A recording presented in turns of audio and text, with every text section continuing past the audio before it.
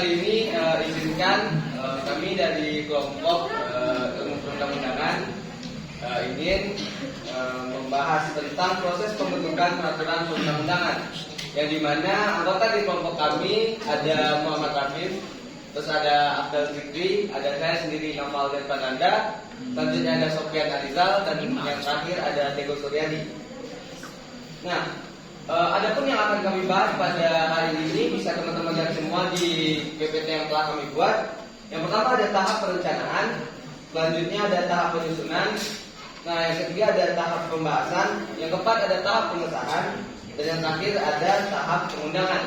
Di mana yang kelima ini atau kelima item ini sinkron satu sama lain untuk dalam hal proses pembentukan perundang-undangan. Nah, untuk hal yang pertama akan dibahas oleh Pak Rafif pada Rafif, silakan. Baik, sebelumnya izinkan saya menyampaikan materi tentang tahap perencanaan dalam proses pembentukan peraturan perundang-undangan. Dalam tahap perencanaan ini ada 3 poin yang kami dapatkan. Pertama, Badan Legislatif menyusun program legislasi nasional untuk prolegnas DPR. Pada tahap ini Badan Legislatif dapat meminta pimpinan komisi dan atau masyarakat. Badan Legislatif berkoordinasi dengan DPD dan Menteri Pertahanan untuk Panggil. prolegnas. Sehingga prolegnas dan KPK per 5 tahun dan prolegnas tahunan ditetapkan dengan keputusan DPR. Oh iya, dia diam Bang. Yang digunakan pada anggaran. Baik teman-teman semua, tahap yang pertama tadi sudah dijelaskan oleh Pak Rafif. Nah selanjutnya ini ada tahap penyusunan, di mana tahap penyusunan ini akan dibahas oleh Abdul Fikri. Pada Abdul Fikri, silakan. Baik, terima kasih atas waktunya yang diberikan oleh Pak Dokter. Jadi pada kesempatan kali ini saya akan mencoba membahas mengenai tahap penyusunan pada rancangan perencanaan undang-undang. Bisa teman-teman lihat pada PPT yang telah kami tampilkan. Pada tahap penyusunan ini kami membagi beberapa poin, yang terdapat 8 poin di sini. Yang pertama ada penyusunan naskah akademik oleh anggota komisi atau gabungan komisi. Yang kedua ada penyusunan draft awal rancangan undang-undang oleh anggota atau komisi atau gabungan komisi. Yang ketiga adalah pengharmonisasian, pembulatan, pemantapan dan konsepsi rancangan undang-undang yang paling lama 20 hari masa sidang sejak rancangan undang-undang diterima Badan Legislatif, kemudian tahap ini dikoordinasi kembali oleh Badan Legislatif. Yang selanjutnya, yang poin keempat yaitu rancangan undang-undang hasil harmonisasi Badan Legislatif diajukan pengusul kepada pimpinan DPR.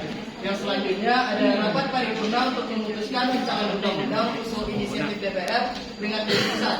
Yang pertama ada persetujuan tanpa perubahan, yang kedua ada persetujuan dengan perubahan, dan yang ketiga ada penolakan.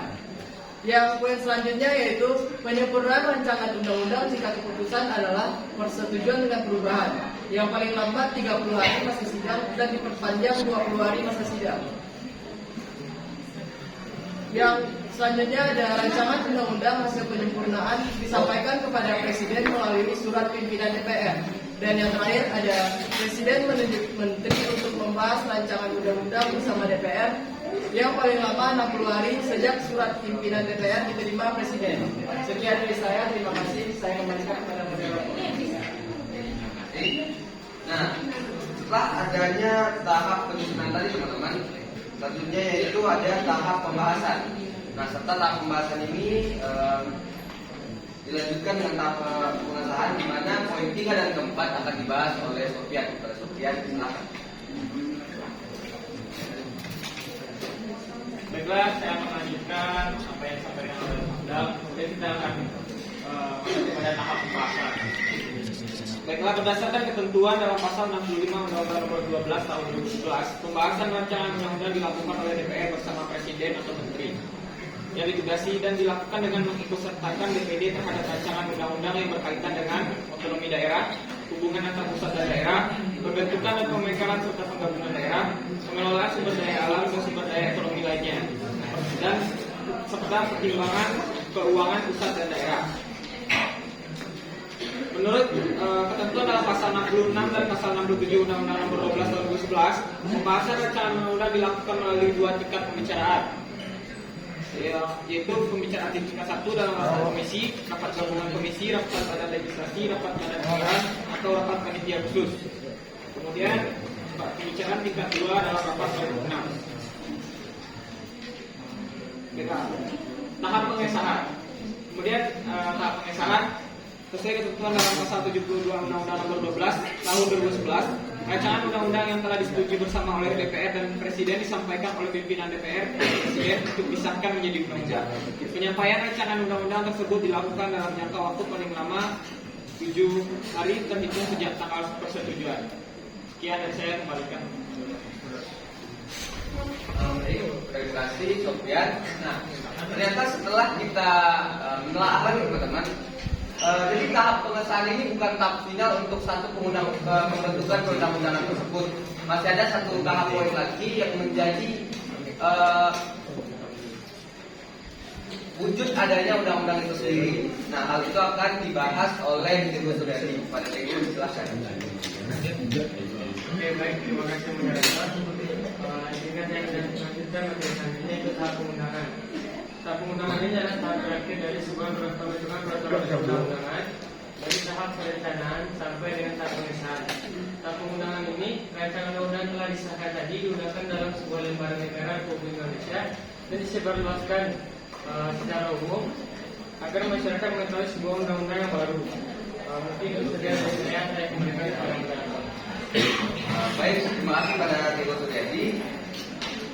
Mungkin hanya itu yang dapat kelompok kami sampaikan. Apakah dari teman-teman memiliki pertanyaan? Mungkin tidak ada pertanyaan dari teman-teman semua. Baik, terima kasih atas perhatian teman-teman semua.